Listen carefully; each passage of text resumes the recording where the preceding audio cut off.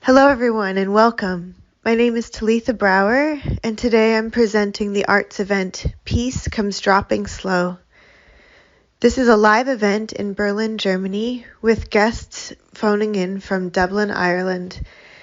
Myself and Maya Clarke are happy to show the first screening of our film, The Strength I See in You, which we made in Ireland in March 2022.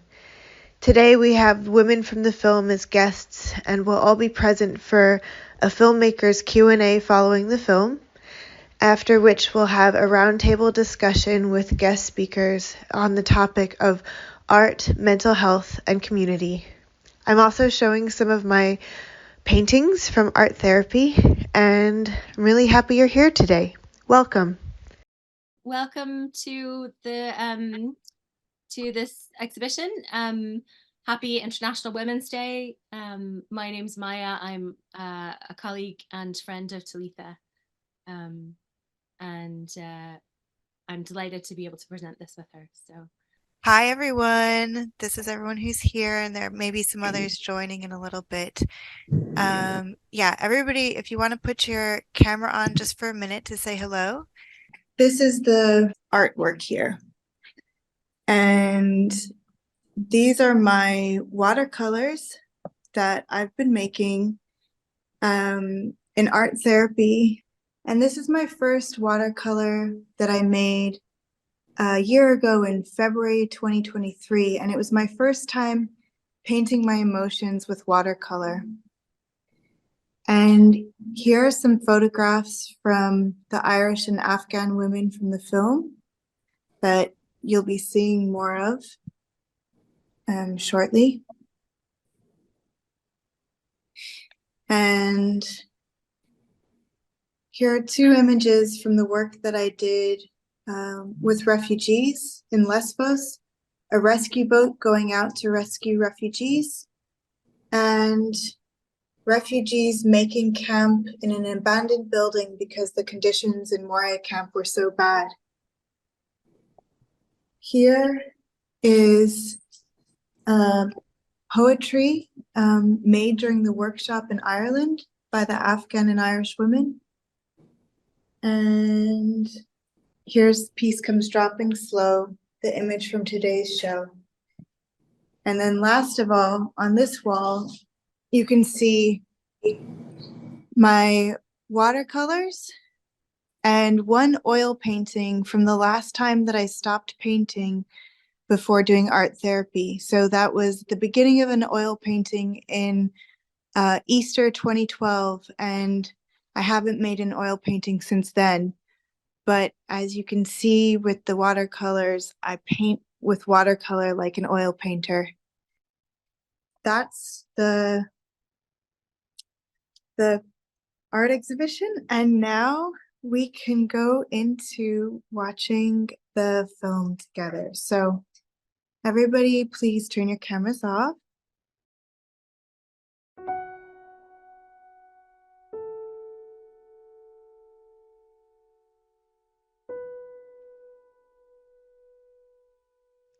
What is it like to keep living with a great loss in your life? Loss, grief, strength. 5 of us are Irish women who have a common experience of chronic pain. 5 of us are from Afghanistan and we arrived in Ireland as refugees 6 months ago. Together we made poetry and art as a reflection and expression of loss, grief, and strength in our lives. But both groups here have major losses, either after seeking international protection or from facing a life with chronic pain. And that's the major loss, that's the big loss up here. Before living with chronic pain, I was expected to succeed. Since living with chronic pain, I am fighting to survive. Before seeking international protection, I was helpless. Since receiving international protection, I am alive and I am deserving of life. I could see that there was surprising similarity in the emotional impacts on both groups, whether they were refugees from Taliban or refugees from pain. The impact of world events can seem so unique and personal, like the impact of chronic pain can feel so unique and personal. I draw the leader of Taliban. I had memorized for all of Taliban because in the past Taliban killed my sister and my cousin. I had memorized the Taliban. Yeah. It's so sad for all people, especially for me, because I lived everything, my job, my friends, my family, my sister, my home. I was an actor and a dancer and a creator with my body, and then I got a virus and it took all the skin off my nerve endings. I have nerve damage from the crown of my head to here, so I have little showers of electricity like this coming out of my head, in noise, in bright light, in wind. For 3 years I was a pain hermit. I was locked in.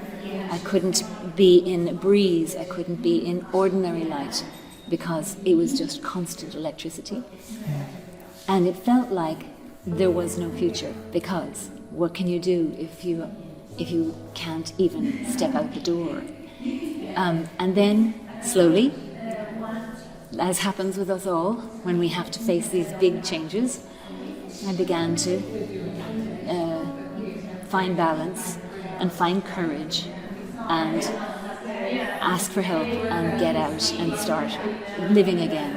But the living was slower and the options were fewer, and I was instantly an older woman. Sadness is sadness.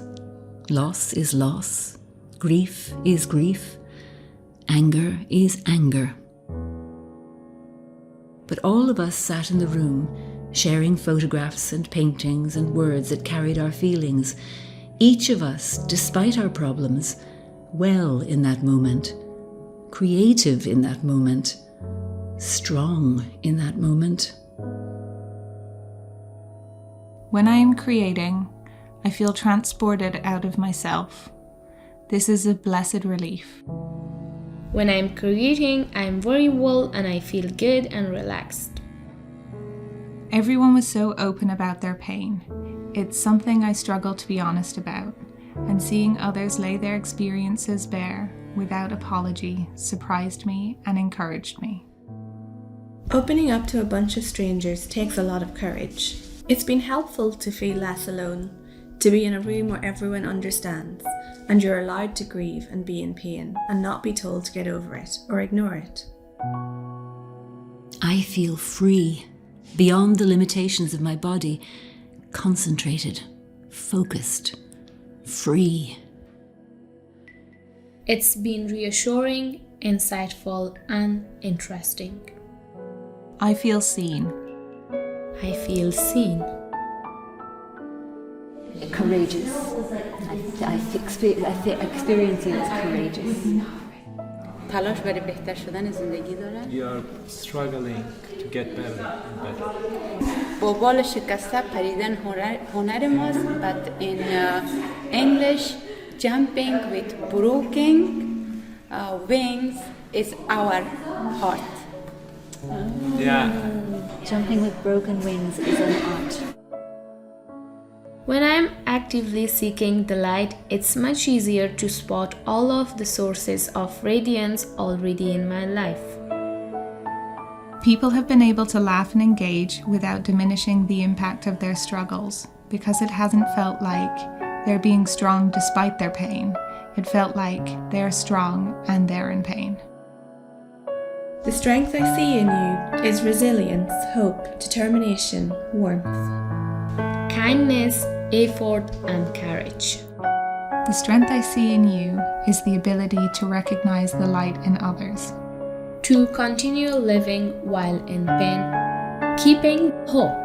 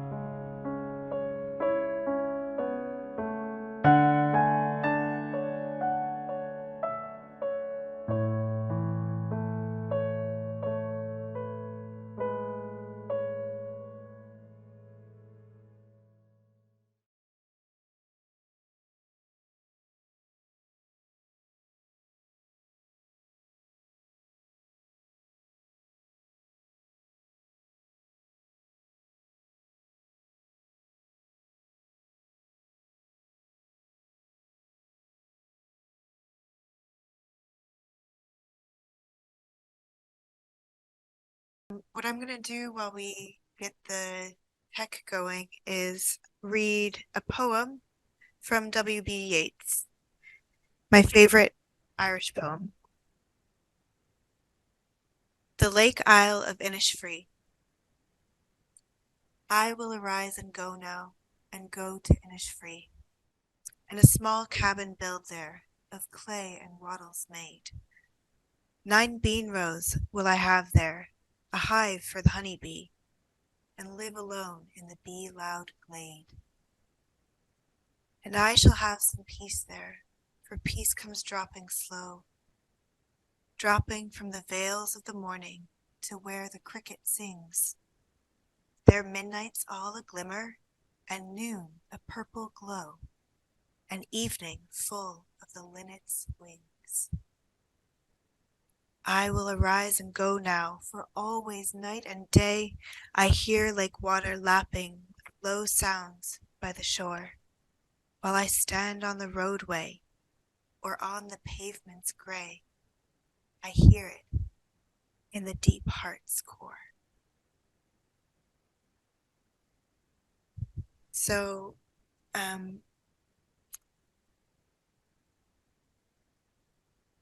I called this event Peace Comes Dropping Slow because there's peace that I have longed for years, both personally, having grown up in Ireland, and yet not having Irish citizenship because my parents didn't know that they could apply for that for me as a child. And I long for peace here in Berlin. We live on a street of anarchists, which became a lot more peaceful when Liebauer 34 was closed. But we here in this city know that we've got a lot of international people here, and alles ist nicht ruhig. It's not all quiet, and it's not even about the international people or the immigrants or the refugees. All is not quiet with the Germans either. This poem, phrases from this poem come to mind, and it reminds me of where I'm from and what I long for.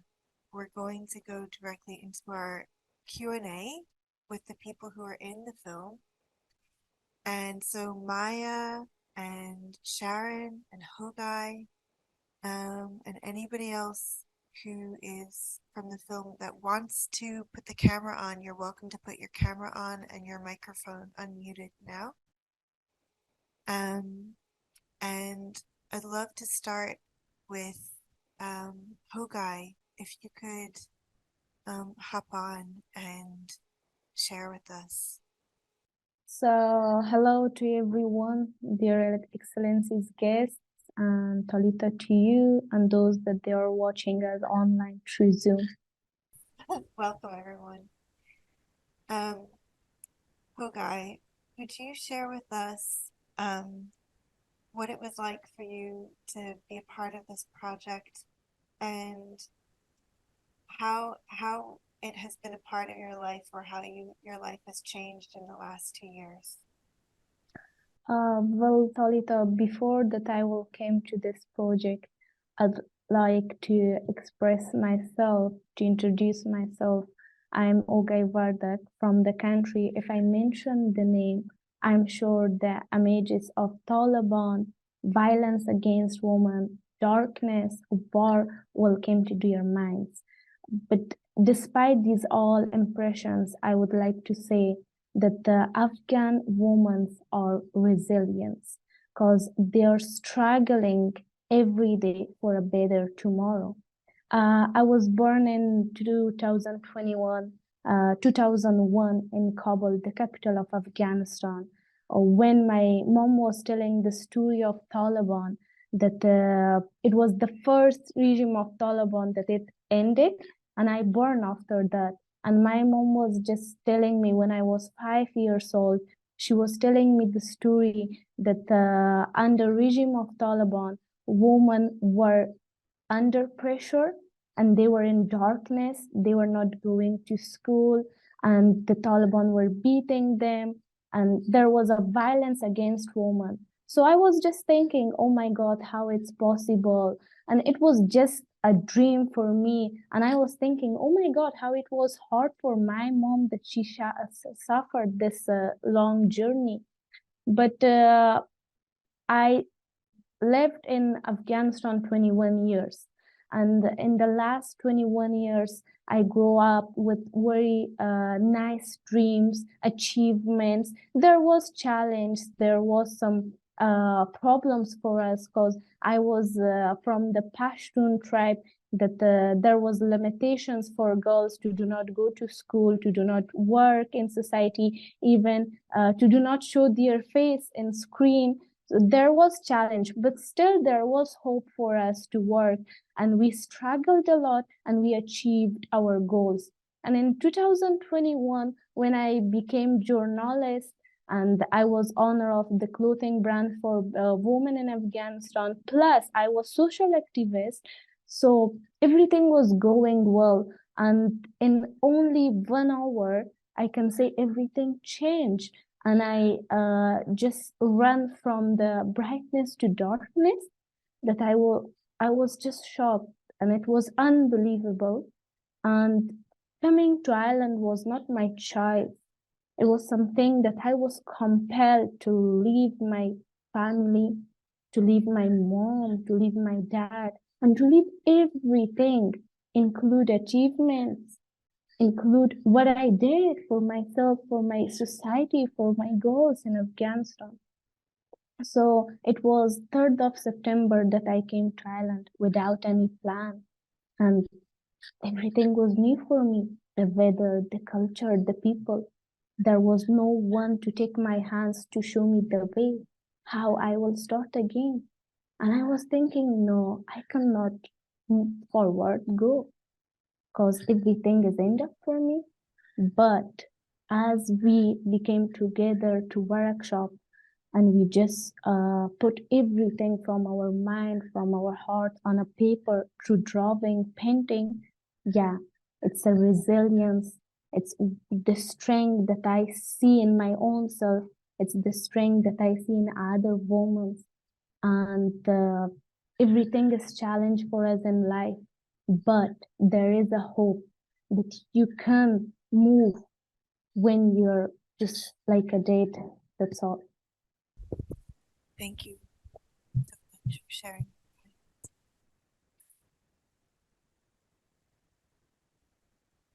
I'd like to invite Sharon to share. Hello, I'm Sharon, and I'm from Ireland. Can you hear me? Yeah. Just listening to Hogan there speaking, I just think it was quite amazing that you saw such different experiences of pain and put them in the same room and called them equal. And when you say, you know, what was it like before that experience and what it was like during that experience, and now what it's like to see the film and have this conversation. I think one of the things it gave me was, you know, when the description Hogan gave of her life changing in an instant, she didn't know how to proceed. You know, everything was taken away from her. All that happens to people with chronic pain as well. The life is changed entirely, and you don't know how to proceed, and you don't know how you can live the life you've been leading. In fact, you can't. You have to leave behind the work you did. Often relationships break down when someone's living with chronic pain. In a certain way, I totally can sympathize with everything I see on the television about living under the Taliban, about, you know, all people in the circumstances that Hogan and the others found themselves in. But I think it's really hard for anyone to look at somebody who sits and talks and is walking in the world and see they have left behind who they were. They've left behind what they were. They've left behind the hopes they held, because it's with you constantly, and you can strive for a different life, but you can't strive for the better life you had. And I never even thought of it being equal to what Hogan and the women here went through. Never for a second. You know, if you'd asked me to put the two beside each other and say who is suffering the most, without hesitation, I'd have said they were. But what you did was you kind of, what the workshop did was it said pain is pain, suffering is suffering, loss is loss. And there was great respect in that.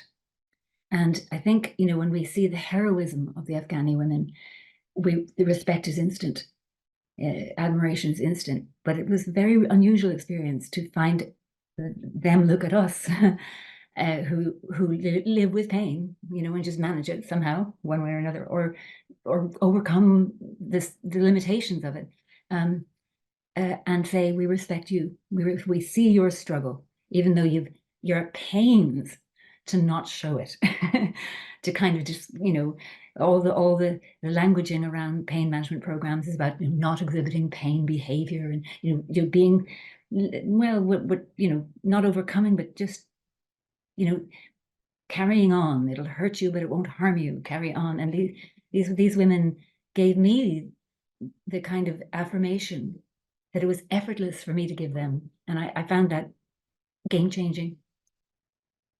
And talking to the other women in pain and seeing that impact on them too. You know, you think your personal pain is, well, it's actually yours, it's private, you carry it on your shoulders, it's not like anyone else's, you just have to survive it. But then these women looked at us and said, we actually, our experiences are somewhat similar. Just the situation is really different. Anyway, it was wonderful.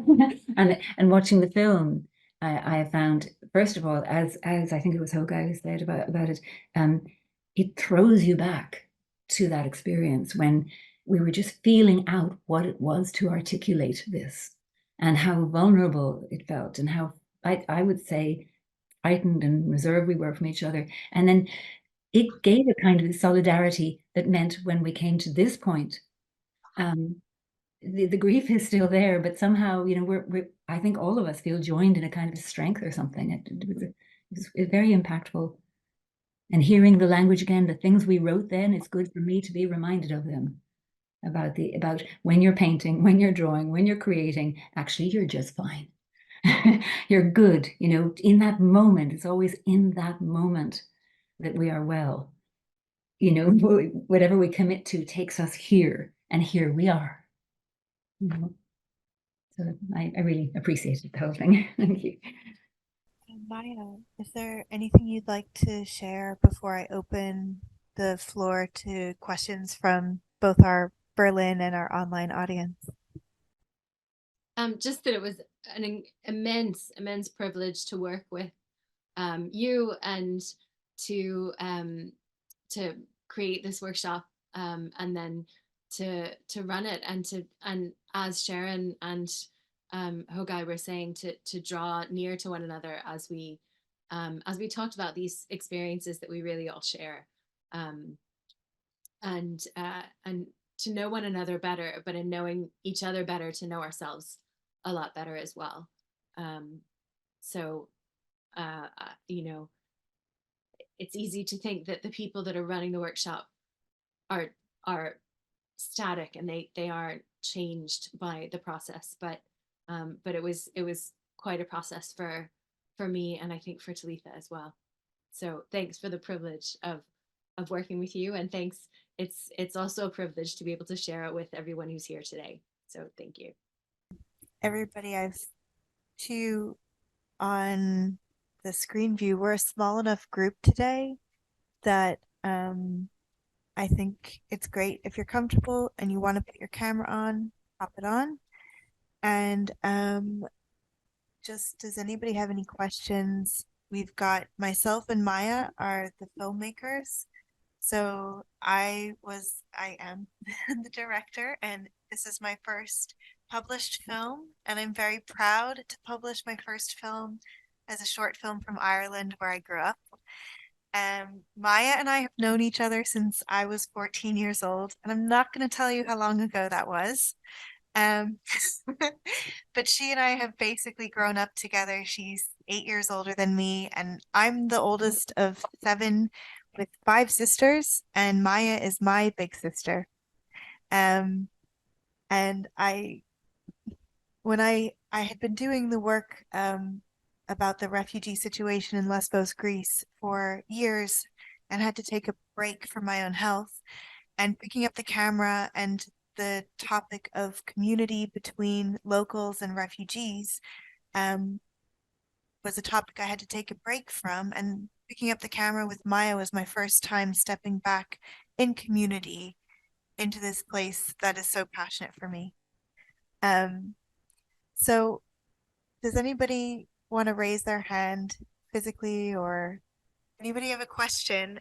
Yeah, and we also have women from the film here that you can also put the question to. Welcome, Latifa. Glad to see you here. Lynn. Hi. Hello. I'd just like to, sorry, I'm a friend of Latifa's. That's why I'm here. Thank you, Latifa, for inviting me. I just wondering how the people who took part were selected, and how you found everybody to come together to make the film, please. I'll answer that one, Talitha. So it was quite a personal selection process, because I think we wanted to make sure that that it was going to be a community that might stay in touch afterwards. So all of them were connected in some way personally. So we one of our participants, Naomi, who's unfortunately not able to be here today, was her family is hosting Saeed, who then knew all of the women from Afghanistan, and through myself, I was able to connect the people with chronic pain, because that's something that I live with as well. So so it was unlike, I work in I'm doing a PhD. I do research. So unlike a research project, where you're trying to make sure the connections aren't personal, for this there was a different process. It was much more focused on, can we actually build a community that in this, not come up with results for science, but come up with the result of a community being built. And has the community, have the people all stayed in touch, and what's the result of that been? I think some more than others, as always. I know there've been a number of different situations where some of the Irish women have come together to try and help solve a problem that is being experienced by some of the women, whether we helped one of the women is actually living in accommodation with one of the women from the film. So that was a big one. I was part of trying to help in that process. And then there have been other situations like that where some of the people involved with the film have helped to try and resolve issues that it helps to have an Irish person be on your side. Thank you. And well done. Well done. I have a question. Yeah. What would there be plans to try this again with another cohort or with 2 other variables? 2 other what's? Would you want to repeat this with the same types of people, the chronic pain and the refugee, or would you try for a different type of grief or loss that people are going through? Yes. So actually, the place that the venue is at here in Berlin is called Kulturschöpfer, which means culture creators. And the associate producer on the film, her name is Barbara Wynne Hagelstem, and she has an NGO in Belgium called Welcome Home International. And I was working with her for a year and a half part-time as a freelancer. And we, together with Kulturschöpfer, actually applied for a grant to continue in this vein, but here in Germany, doing art workshops. We did not get the grant, so there's one thing I'm committed to doing, and it's not running things without funding. So I would definitely be open to replicating it for other communities. And I will say, when Maya and I came up with this, we didn't research it. Maya found a seed grant and like the day before it was due told me about it, and I said I can't apply for that by myself.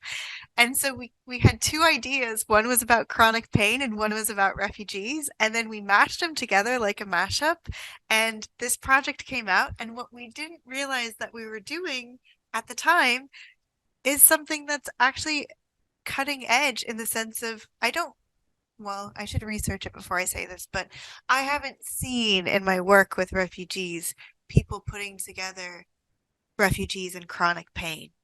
And yes, I think that there's a whole scope of possibilities with what it can be like for society to just grow in this area where it's not about comparison of pain and suffering.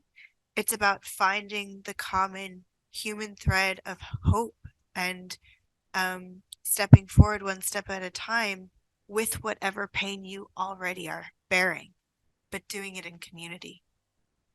So, okay, there's only 2 minutes left until the round table. Is there any last brave soul? Anybody here in the room gonna ask a question? Auf Deutsch? Eine Frage? Yeah? Come on up. In fact, Anna, come up and sit with me. This is one of our special guests today. Hello, everyone. Nice to have you online. My name is Anna, and we met together a couple of years ago, no, 2 years ago probably. And I have actually a question to the women in the video or the documentary. Did you experience, or do you feel like it helped you a lot to decrease your chronic pain after you probably continued doing art or being artsy after that workshop? Are you still creative or artsy?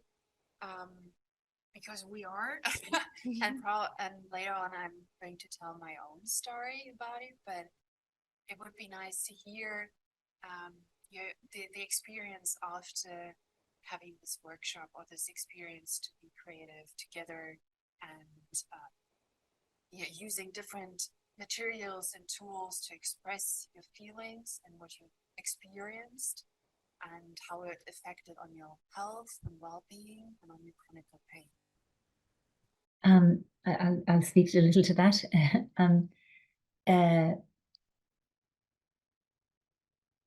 I can say I was creative before what caused my chronic pain to be my situation.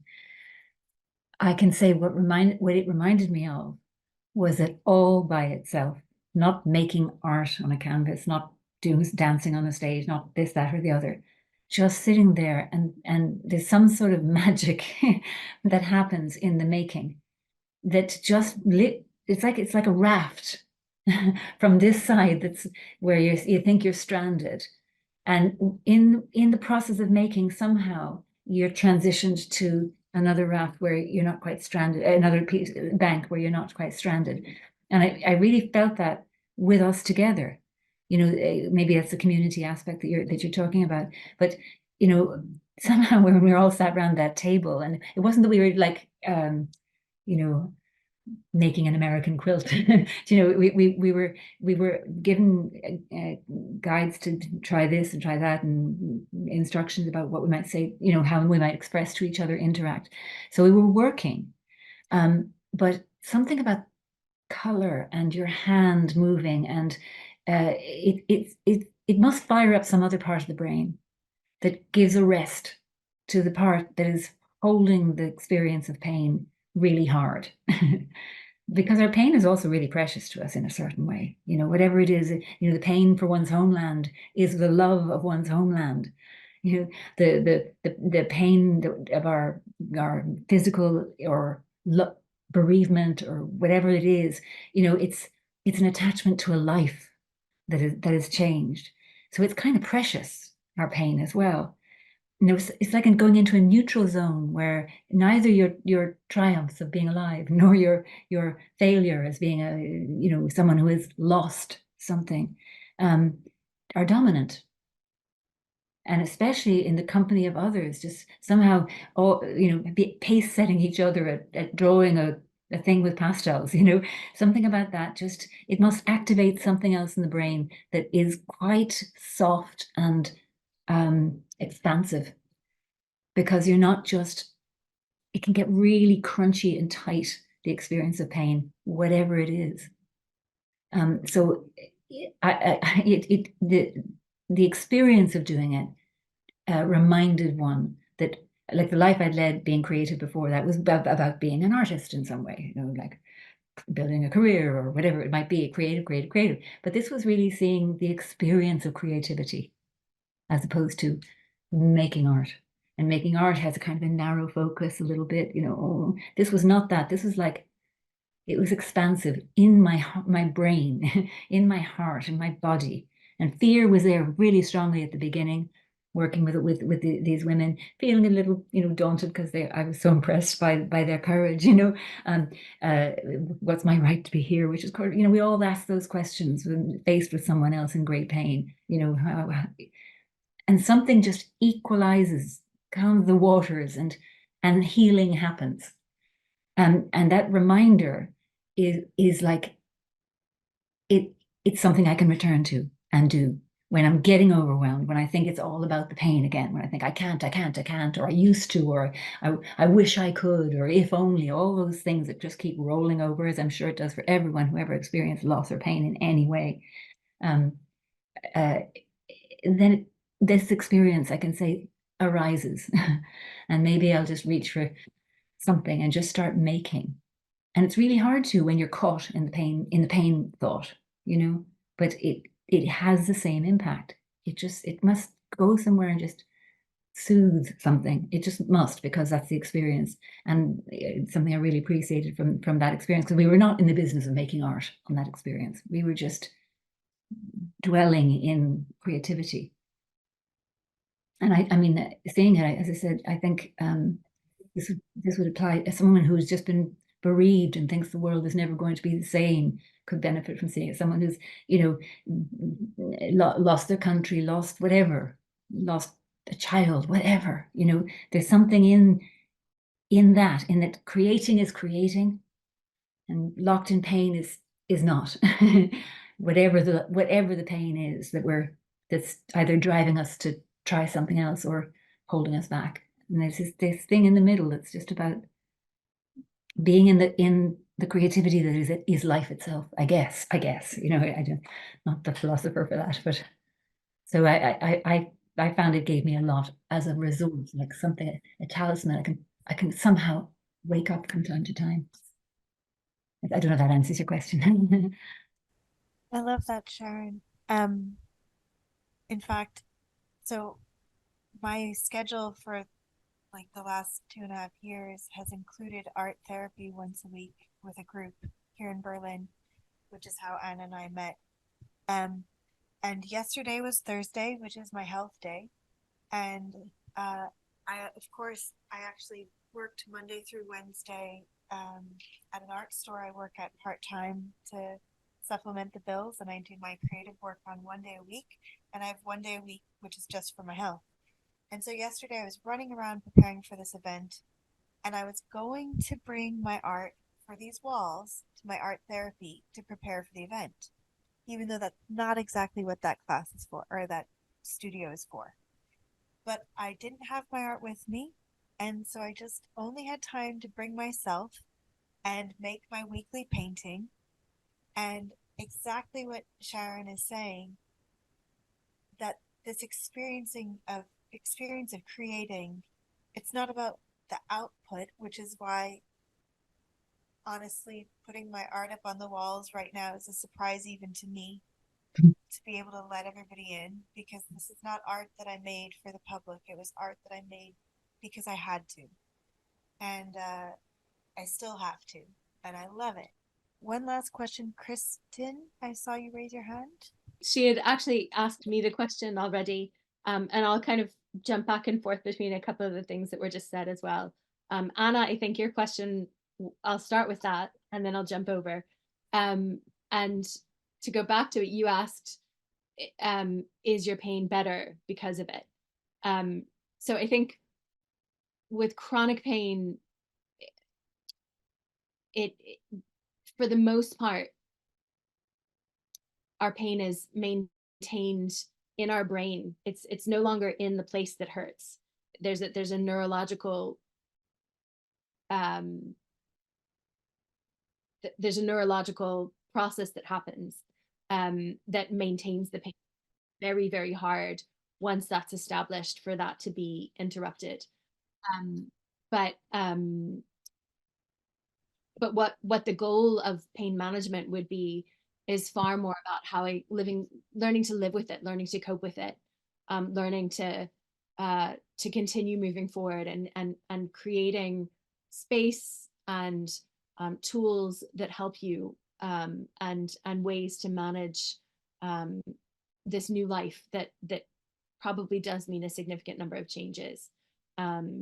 So for a lot of us, it's kind of it's a disabling situation. It's something that, you might lose a career because you're just physically not capable of doing it anymore. So chronic pain has lots of different forms. And I think until you have it, you kind of hear chronic pain and you think, oh, somebody's got a niggle in their back.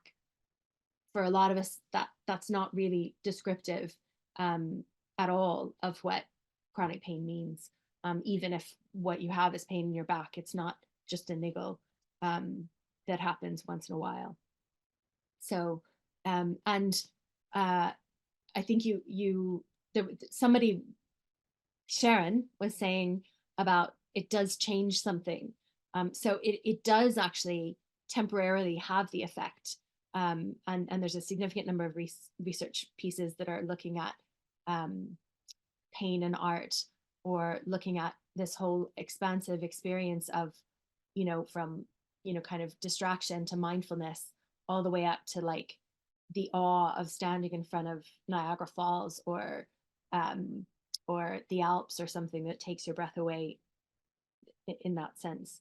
And so art would be along that spectrum of something that transports you out of yourself in a way that does give you relief temporarily.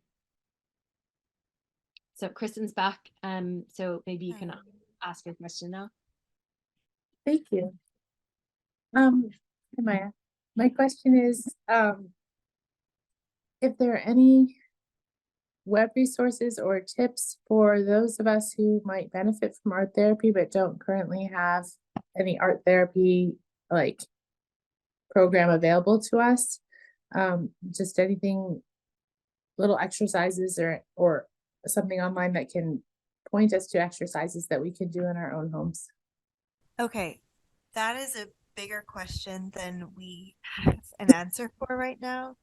Okay. I don't know off the top of my head of that kind of resource. However, I would be glad to put a one-page document up from my experience, and I can tell you now in 30 seconds. If you get yourself a block of watercolor paper, just a small kind that you can take with you, and get yourself one of those little watercolor sets that you can go on the road, or there's oil pastels that are water soluble that you can draw and then turn it into paint. Just something like that. It's very simple. You can take it with you. You can do it in your bedroom. You can do it wherever. You can do it from life. You can do it from a photograph. And just sitting down, either in quietness or with music, or even a podcast, like just sitting down for an hour or even 30 minutes. If you're working in watercolors, I do a lot of my watercolors pretty quickly, and just move with the color and let the color move you. And whether you want to make something representational, or what I do with these is a mixture, but I often just start by making the paper wet and taking a color and leading it with a line, and then also seeing where it's going. So it's a mixture of control and release, being intentional and letting go. And those words are what happens with the pain as well as with the paint. I'm going to move us into our round table now. We've got some really special people here who came a far way to come. And so I want to start by inviting Saeed up onto stage, whatever, the living room. And I have to say, Saeed is the person that Maya was speaking about, that her and Naomi collaborated with him. And he has come all the way. He lives in Frankfurt, but he's come all the way from Geneva today to be here with us.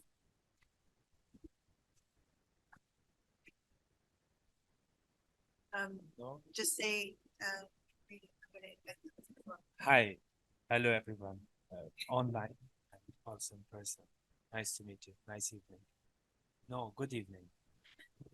Nice evening. And then next up, I want to invite Anna up back on the stage. Scooch over so that we're right next to each other. Scooch over. We need to all be in the frame. And and last but not least, Sohel, please come. And let's just make sure our picture.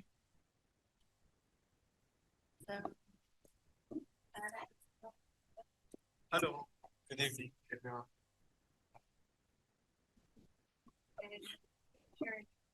Everybody, so that there we go. Okay.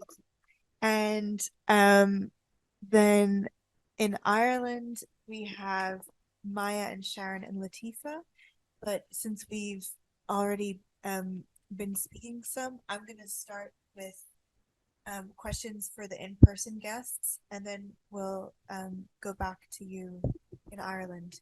Saeed Hussein Anosh did his MA in Security and Politics, and he has a bachelor's in Law and Political Science.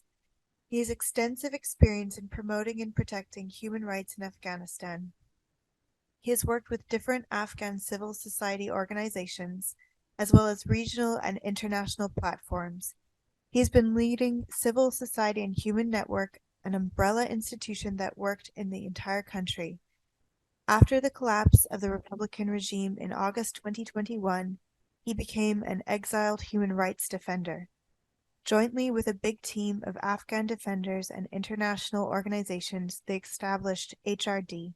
Please, everybody, give a round of applause to welcome Saeed to the stage.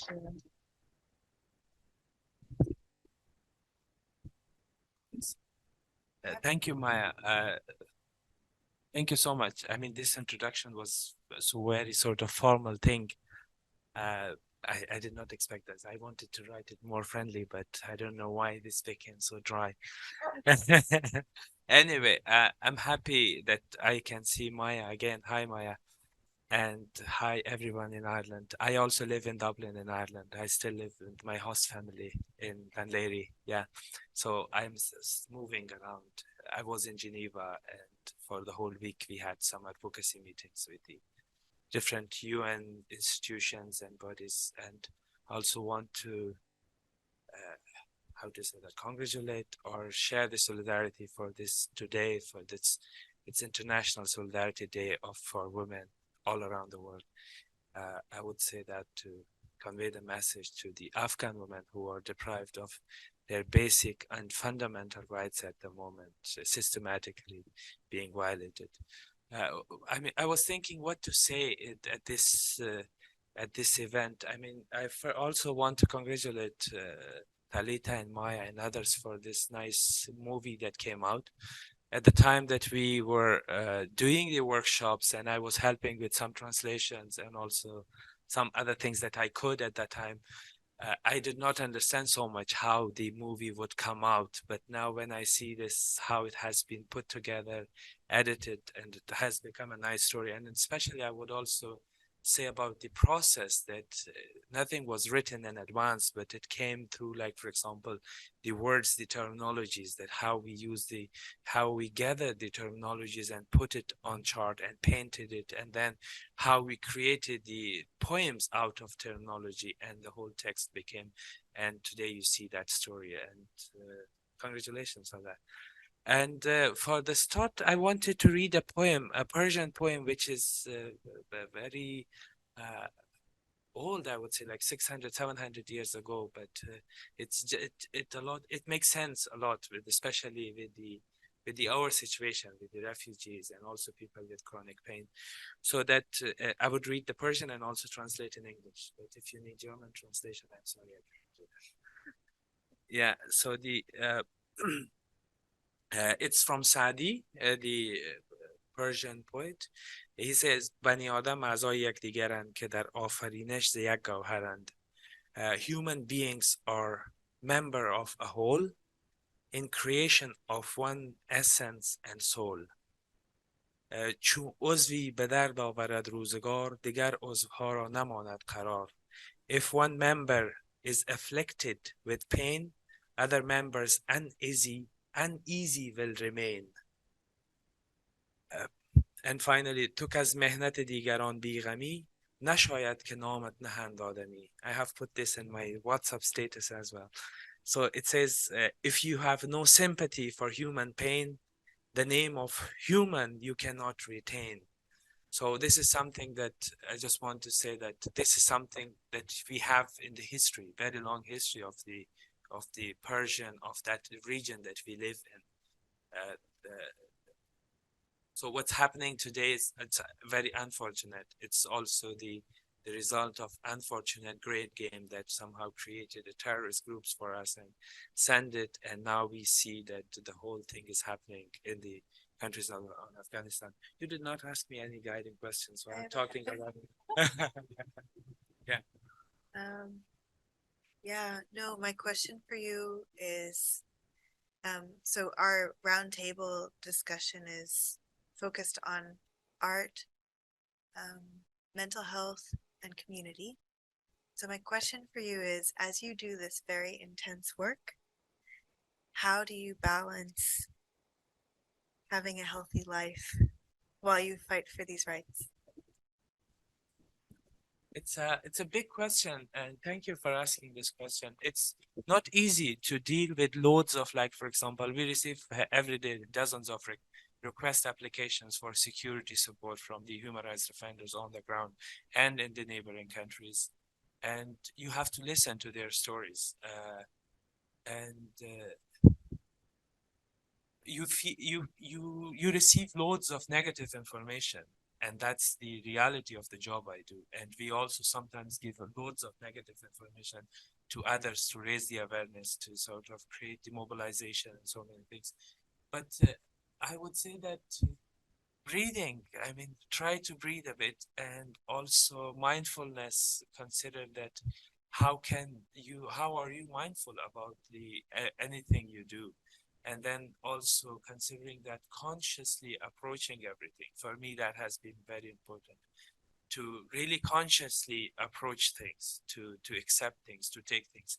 Today I was listening to an audiobook. It was saying that even if you throw a small sand into the water, it will go down. But if you have a ship, you can put loads of stones in it and can carry it on the water, so it will not drown. I would say that's your mindfulness, your breathing, your to understand if you are conscious about whatever you are doing. So I think that's what I do. I mean, I also did some painting. I am thankful to a great woman from Ireland in Donegal in Lahe, Mary. She has been a mentor and therapist for me that we have met so many times, and she had helped me before even the workshop with the art therapy and also painting that I did, but I'm not good in that. I would say that I'm not doing that properly. And also she was recommending to write, journaling. I think that's also something really good. If we have time, if we have to patient, please do write whatever you want to. She was giving the example, even if it comes to your mind that you want to kill your mother, write it down, so that you're not censoring yourself. That's it. Thank you. I hope I answered the question. You did, Saeed. Thank you. Our next guest, Anna Reichardt, grew up in Berlin, moved here as a young 1-year-old. Your parents are Russian immigrants. You work in human resources in the area of people development. And, well, you also have great skills as a project manager, and you've helped me with my own work in the last few months, and I thank you for that. So, Anna, why don't you say a little bit about yourself, and then I'll ask you a question. Hello, everyone. Well, of course, I haven't experienced as much as people sitting next to me, and also like the wonderful ladies in the video, but I am a generation, or I've been diagnosed with generational trauma. So the case that every single war happened, for example, in Europe, affected the health of my family or my members of my family. So that I am also in a status of stress and burnout, and sometimes also in chronic pain. It's all connected to family members or the fear. And also I was very much interested in a field called epigenetic to figure out why I have symptoms or anxieties which are not mine. And I've been raised in Berlin. So as an immigrant child, I was also pushed into that direction, being a I have to be a high performer to make money. And all these puzzles, was just the result of all of this was that I had a burnout in my early 20s, and that I was looking for, hope, and also that I figured out that art was my tool, or using materials was my tool to give myself a voice, and also creating to find a safe space where I don't have to meet expectations, to be totally, or to be brave enough to put something on paper which is not nice, because my feelings are not nice, my thoughts are not nice, and just having people or being surrounded by a community which is not, talking me into doing something else, doing something, beautiful, like butterflies and flowers, but is also suffering with a lot of problems and trauma, and we are all in it, and there's so much understanding. So it's on a different level. And also thanks a lot for sharing your poem, and also mentioning writing, because there are people who are using music as a voice, and there are people who are using art, or it is art, right? Writing, playing a music instrument, painting, and so it's just like, as Sharon said, it's something really nice to figure out that your brain is in a calm state while using your hands, or at least there's like a stress relief at some point that I can catalyze. Is that the right word? Or that there's like, how do I pronounce it? Katalysieren. So that there's the possibility to let it out of my body, to a place like a paper, or out of the world, you know, but in a safe space, and I'm not gonna be judged by what I am creating. And I do feel better after that. I don't feel ready to share my art because people, especially my family members or friends I have, they don't know this side of me. So Thank you so much, Anna. What you're sharing about music and writing is sparking ideas for me, and about how it connects to the film. So thank you for that. And the question I have for you is, can you talk a little bit about what it was like loving art as a child, what your experience was in school, and the difference between what you're experiencing in our art therapy group versus that? sure. So as I mentioned, I'm the child of immigrants, so I was very much pushed into being disciplined enough to get great marks, and also being a high performer. And in the Russian community, or especially my parents, they don't know hobbies. If you are not a high performer doing art, like if you're doing art, be the best. If you're doing music, be the best. So it's not about relieving stress. It's not about just having fun in the creative process. It's always being the best. And I think, I met also people from China in my age who experienced similar experiences, and also people from India. But all these things, and also I figured out as a child, I was pretty much looking forward to find a tool to express my feelings, and I had a coping mechanism to draw, for example, but unfortunately it was not, I was not good enough in the sense to put myself into art classes. But my parents thought that this is not what they want. They want me to be a doctor. So I became someone, and right now I'm trying to do myself a favor and doing things which releasing or where I feel I am relieved to do these, like working with tools and creating art.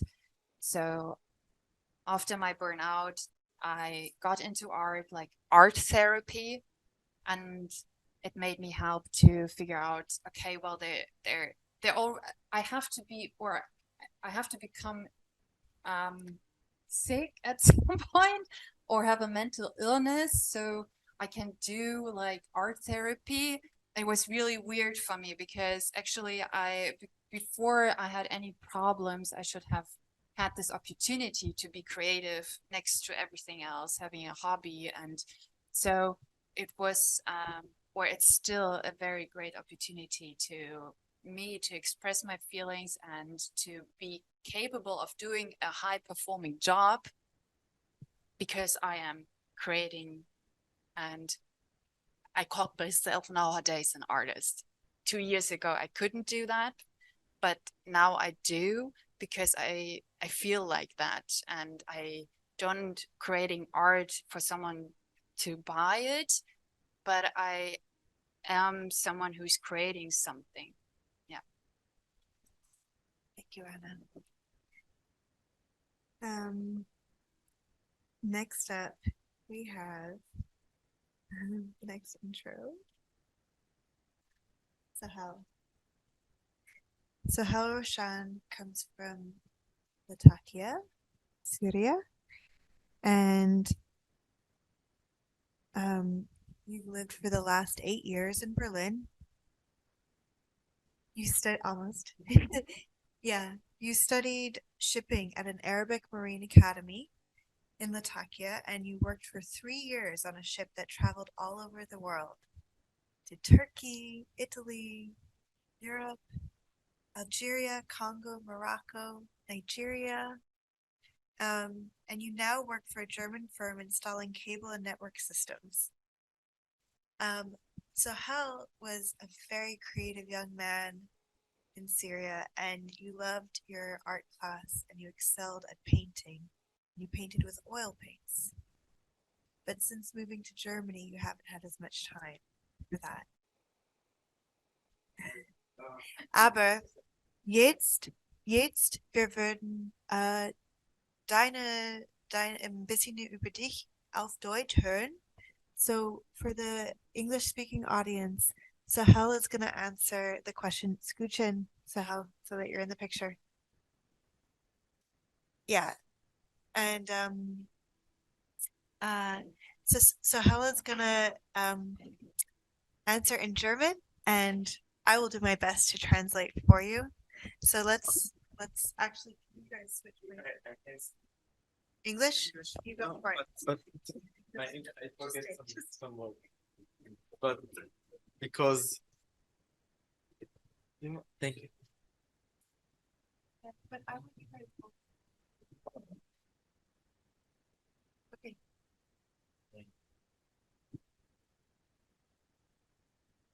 Yeah, I have. I'm started here in Germany. I was.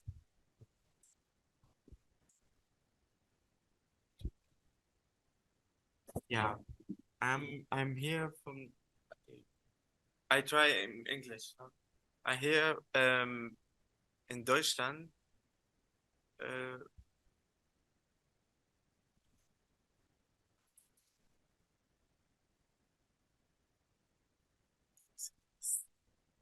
I'm so sorry. So, Sohel, Ja. du und ich haben einander getroffen, in Liebe bewegt. Yeah. Sohel, you and I met during a running group called Love Moves in summer 2016. And in this race, we ran a 5K together. Und du hast mich ermutigt. So Sohel is a fast runner, and I am a runner. And during the 5K, Sohel ran by my side in the middle of it because he saw me struggling. And then in the last kilometer, he said, Bitte schön. Darf ich schnell laufen? Can I please run quickly now? And I said, Go, Sohel. And then You can do it. Ja. Yeah. So, am Ende, du hast richtig geschafft. Wunderbar. That I accomplished it in the end, which I did, but That's good time, aber.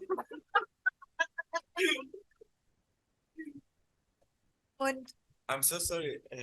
So first, I'm so sorry. I forget some word in English. Und die Sprache kommt durcheinander. Deswegen. Ja.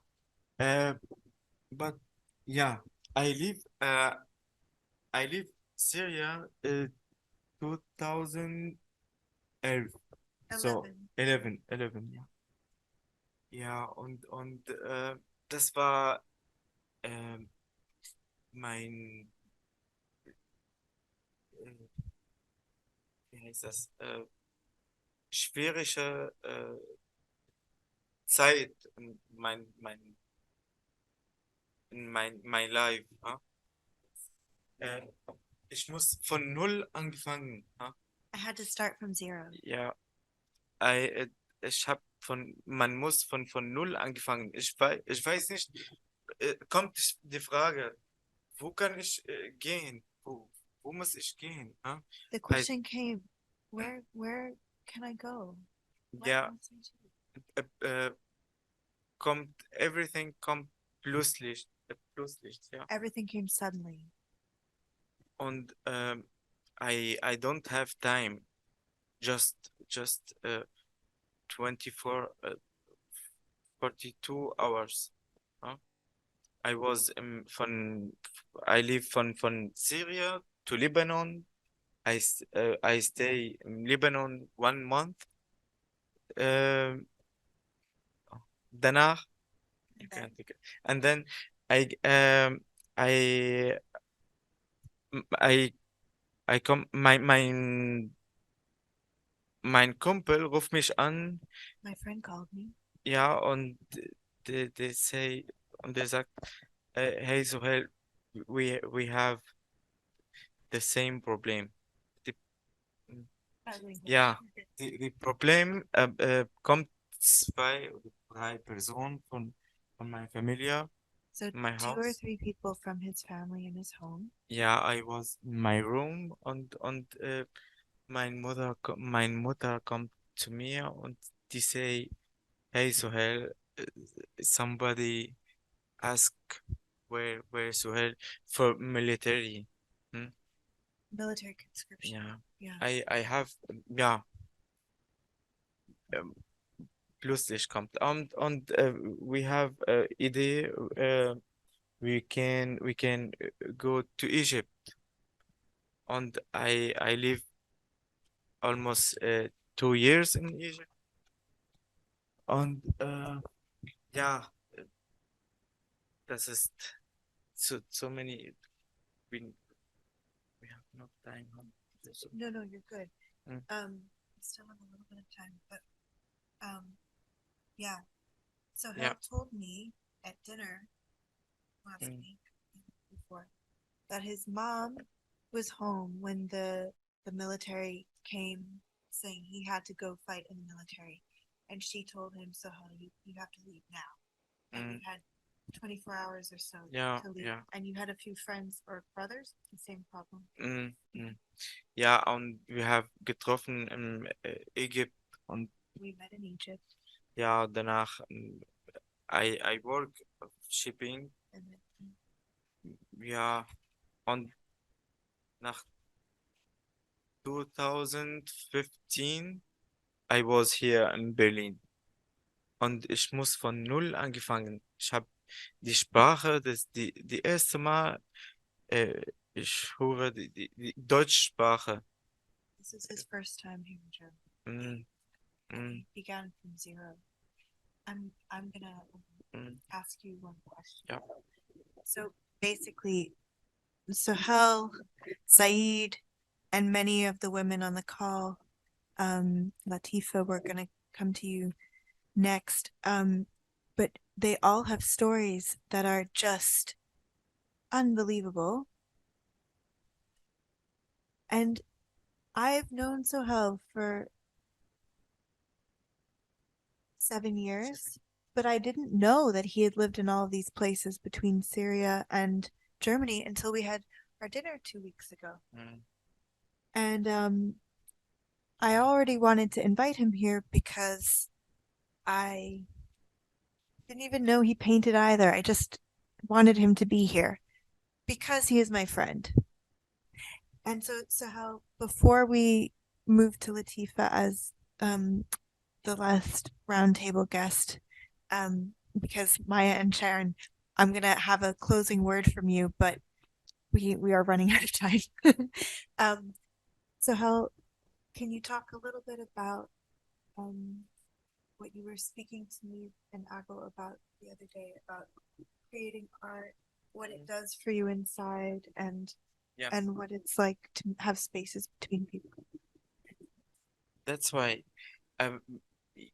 jede hat andere Geschichte. Everybody has different stories.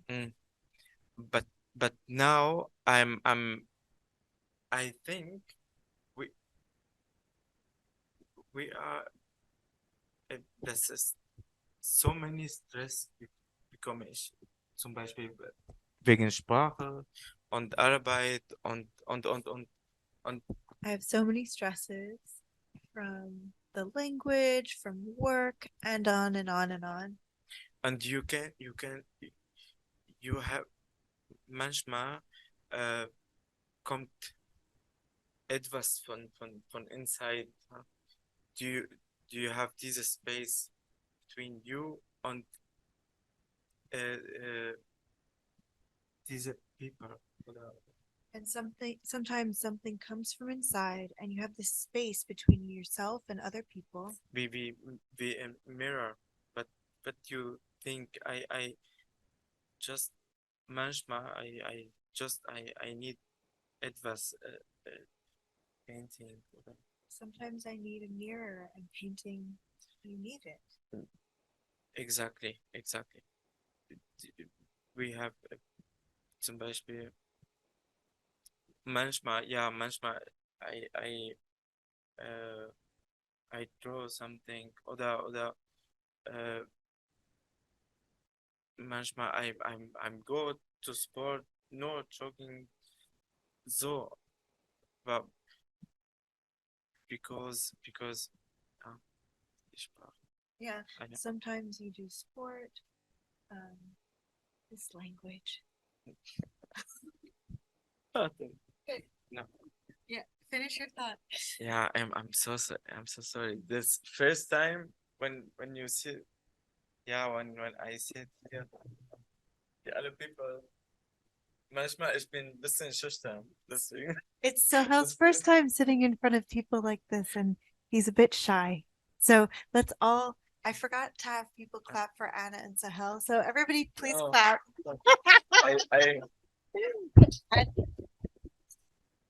Talk more.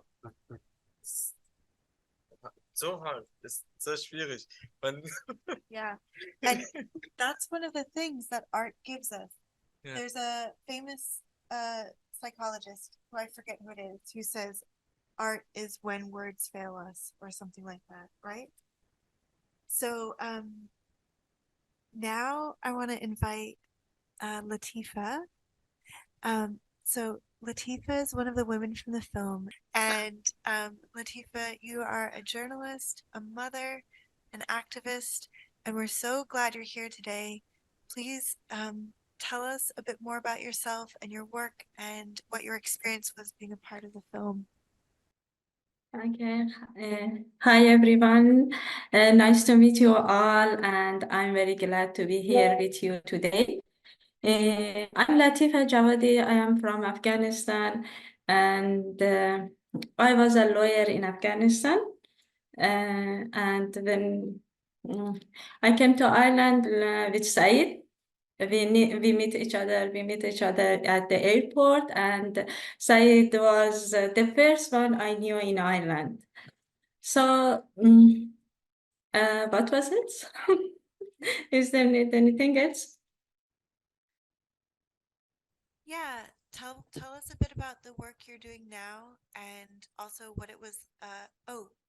What it was like being in the project, and then last but not least, the situation for women in Afghanistan with education. Yeah.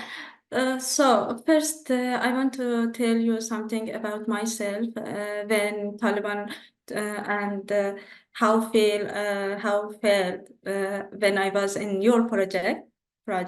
It was during my bad situation, because in addition, we lost everything in Afghanistan when Taliban took over Afghanistan, took over Kabul. I had to leave Kabul like and our guest from Syria very suddenly. I was 1 week hiding in my friend's house, and after 1 week I left Kabul. And the tragedy was I left my son. He was 7 years old, and I left him in Afghanistan behind myself. And I got a deep depression. When I came to Ireland, it was very difficult for me, I think more than anybody, because I left my son, my little boy, and I didn't know about the future. How can I see my son again? It is possible to see him again or no? And he was crying all the time, and it is very, every mother can feel me because you can imagine you can are you able to leave your son or your children for one day without you? And it is very difficult. It take a long time to get him here in Ireland, and now I'm okay. And that time, and during my depressions, I told us we have a workshop, we can do some art and something like that. When I came to your workshop, I saw someone else is like me. I'm not the only one. I have pain. I'm in depression. So when I saw the Irish women, they are like me. They have chronic pain, and I felt something in my heart. I'm not alone, and there is someone they can help me, and it was a very good idea for me. I like painting, but I never did it before in my life because I was so busy, and I didn't have any time to follow my habit or follow my dream. So it was very it was very new to me because creative makes you bring you peace. And now I didn't know anything about how to paint. I didn't know anything about how to cook. So when I created something with color, with paper, and someone talk about grief. I didn't know even one word in English on that time. Say translate for us, and okay, translate for me. So it was very wonderful. It was amazing. After that, I decided to paint something. I'm learning how to cook, and now I'm painting with my little boy. And it was an amazing, experience in Ireland. It was my first time to go outside and be in society and work with other people and do something different. And, on that time, it was very good for my mind, for my peace in my mind. And thank you for that opportunity. And after that, I want to say something about women's situation in Afghanistan. So I would like to ask you, please close your eyes and imagine you trap it in a chamber, and the dirt is being, the dirt is being poured over you, and you can't breathe, and you breathe with difficulty. And how is it? How is it? But how do you feel when the dirt is being poured over you and you can't breathe? The woman in Afghanistan is like this. They are like buried alive. No, I was 1 week in Afghanistan, and something heavy was in my chest.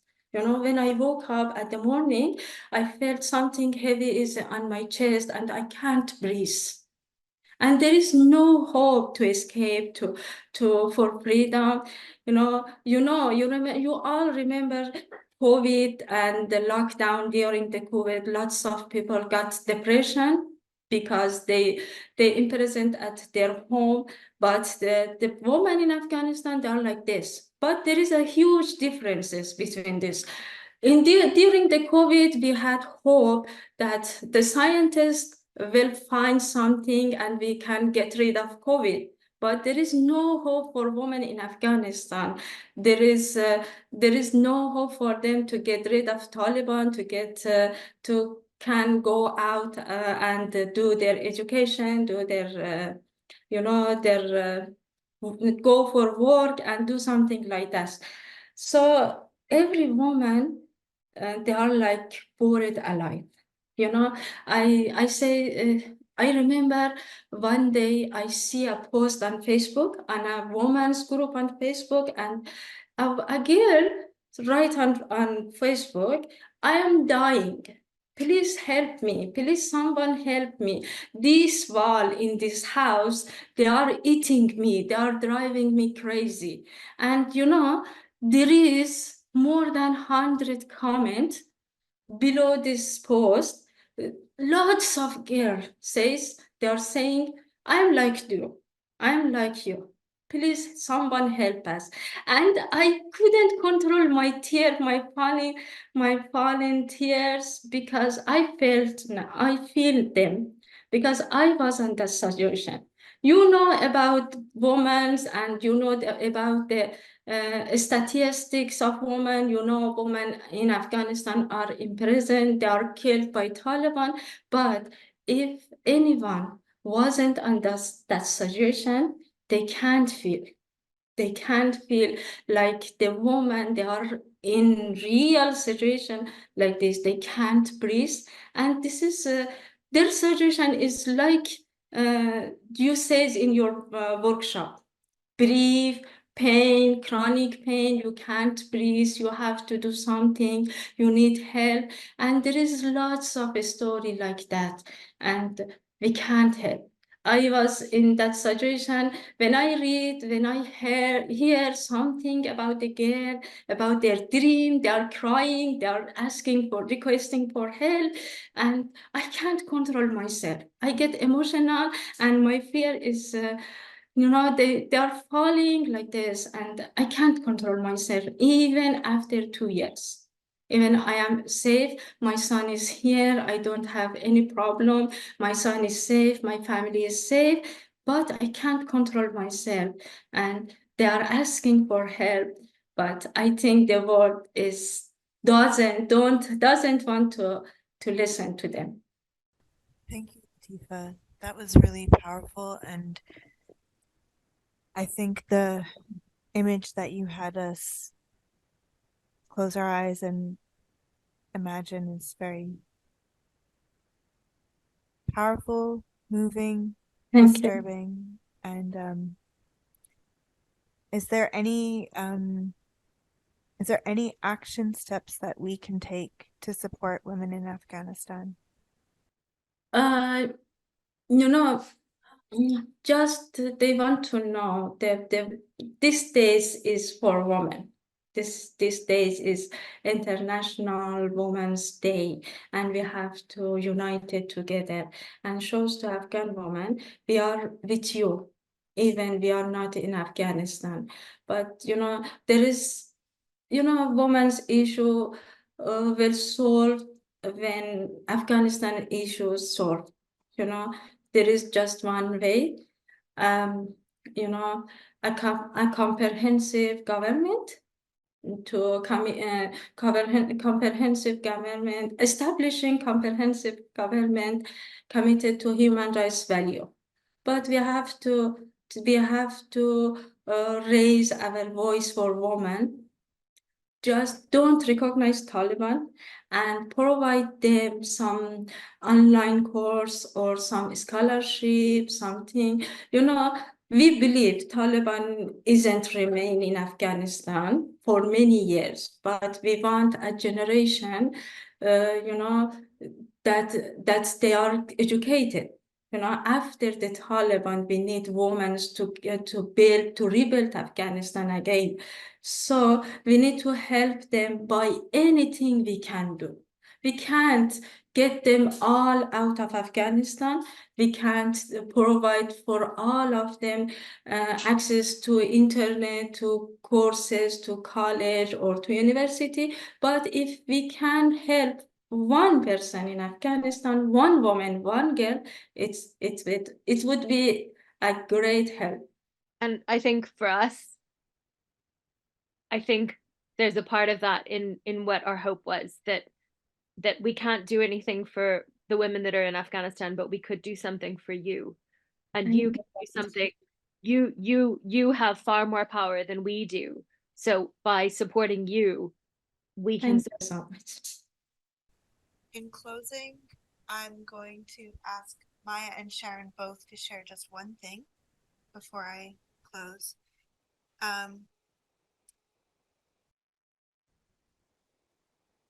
Maya, What is grief? Grief is our response to losing something really important to us that we can't replace. And in pain, that could be a career, but in leaving Afghanistan, that could be a career. So it could be something like that. But it for most of us, when it's a major loss, it gets down to the existential part of us, the part of us that is striving to exist, to continue to live. And we have to rewrite our story. We have to change something that's such a major loss. It's like it pulls the rug out from under us, and we have to relearn the rules of the world around us and where we fit in.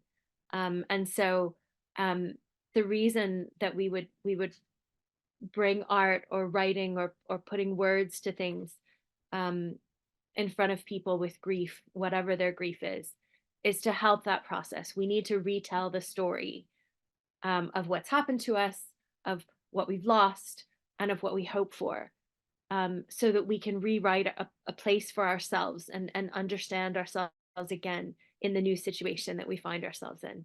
And the biggest thing I would say is, if any of this has had an impact on you today, then reach out to there are loads of organizations like the Hospice Foundation in different cultures that help people with grief. Or there are a number of organizations, but reach out to someone, even if it's just to a friend, to tell your story. That helps immensely. Or take 10 minutes of every day to write whatever comes out, like people were saying, or to paint whatever comes out, and do it just because it's a part of existing rather than as to produce something. Yeah, and something that we spoke about yesterday is how sharing our stories and creating art in community unlocks things within us to be able to understand the pain that we're carrying. And then the more that we understand the pain that we're carrying, the more we're able to share in community. And so the two build into each other, and that's why it's so important to meet like this. And the pain or the grief, it doesn't go away.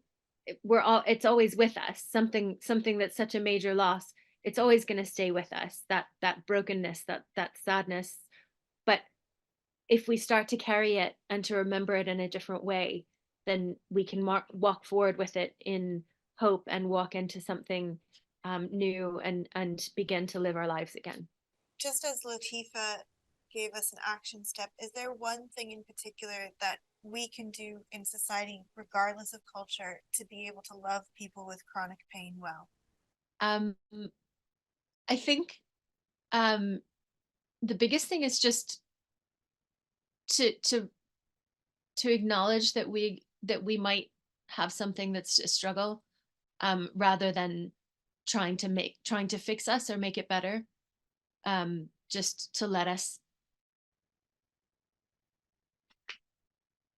be who we are and present ourselves as we will that day, but to understand that it's a struggle. Thank you. Yeah, I think one thing I've learned from you is like there not being an expectation when you're going through something chronic and ongoing, that there's that you're strong actually, but that you're able to be whatever you're at that day. So Sharon, the last thing that I would love to hear from you, just very briefly, is so Sharon is an actress, a dancer. She's worked in film. She's an all-around creative woman. Sharon, you're learning something new about beauty that I think we as women and probably the men in here need to hear as well.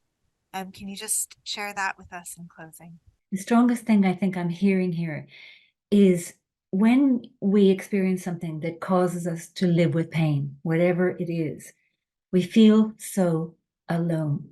And so it's enormous. And maybe we know someone else who's also suffering that way. We're so alone.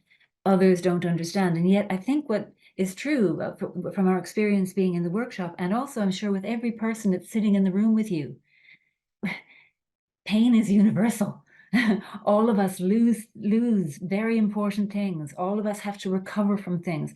And that workshop was like a little microcosm where we realized, if you can talk about it and share it, and then you'll almost get more interested in the other's pain than your own. And something happens then, like that sharing. It's what they say here in Ireland: a trouble shared is a trouble halved. It almost does something. It equalizes something, and it's like not feeling a victim, because it's all of us. All of us will gain things and lose things. Will love and want to murder our mothers.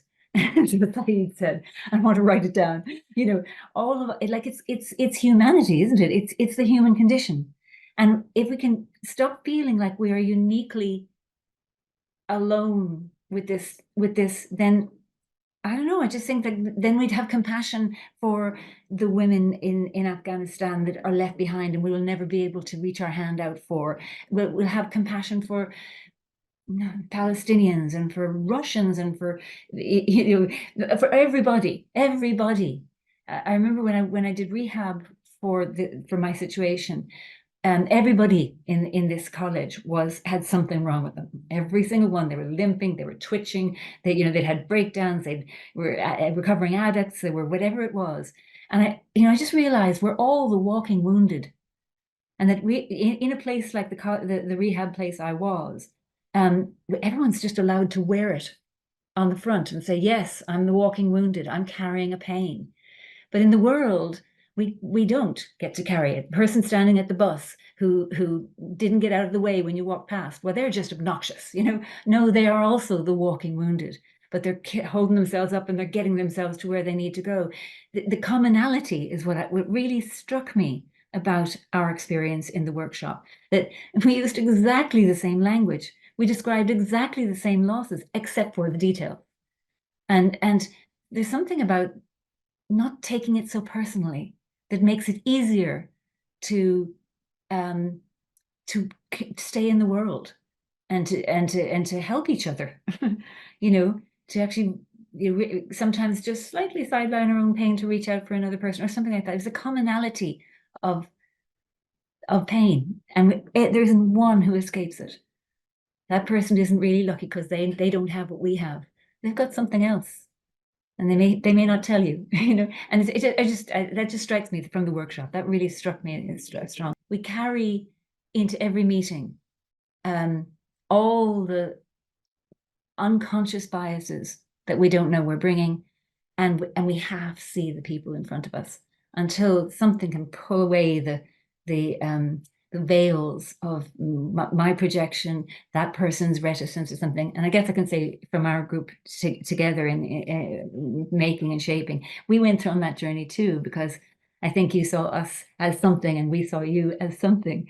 And then we slowly realized we're each other. We are the mirror. Someone was asking, someone was asking about saying they needed a mirror. And we became each other's mirrors, and I would never have thought we would have found that, because in my estimation, your pain was so much greater than mine.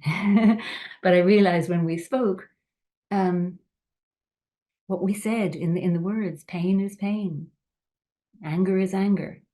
We share it, I don't know. Sorry for being so rambly. On this day, International Women's Day 2024, I just want to leave that thought with us all, that there's beauty in each of us, that it's important for us to hold space for each other and to celebrate each other. And today I want to celebrate all of the people who came here today. Thank you all, in person, online, each of you. Your presence here, even if you have not said anything, just being here and listening makes such a huge difference. Thank you to Toby and Tom, who are behind the scenes, but they were doing the tech that kept this thing running. All of the women in the film and behind the camera, the volunteers, Jenny, Mrs. Kumar, and all of the women listed in the film, and then Joanna, my sister, did the editing, and Korea Music did the original soundtrack for this. And there wasn't one woman who didn't have her own things that she was dealing with, and yet we somehow managed to make something out of our weakness. Korea's music for this film, the title is Jumping with Broken Wings, and that comes from a saying that was said in the film. Saeed, do you remember it? I'll tell you how I heard it. So پریدن با پال شکسته هنر ماست. I think it was that said that the flying with the broken wing is an art. So that's and what Hogan was telling us yesterday, so flying or jumping with broken wings is an art, but in Persian, the word for art and heart, honar, is the same.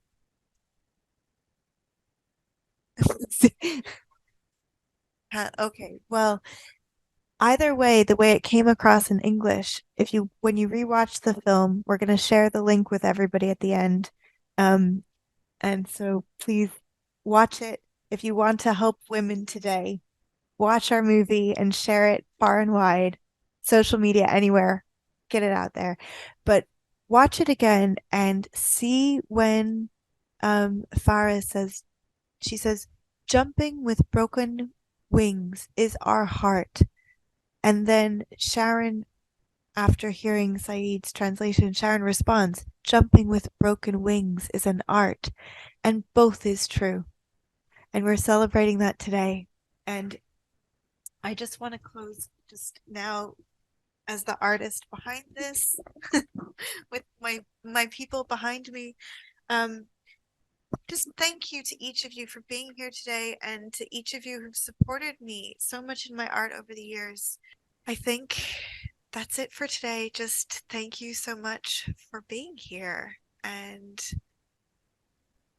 happy International Women's Day. Thank you to the Irish Hospice Foundation for the funding that allowed us to do the project. And to Welcome Home International in Belgium, who sponsored me for that month to have my wages go towards this project. So goodbye, everyone.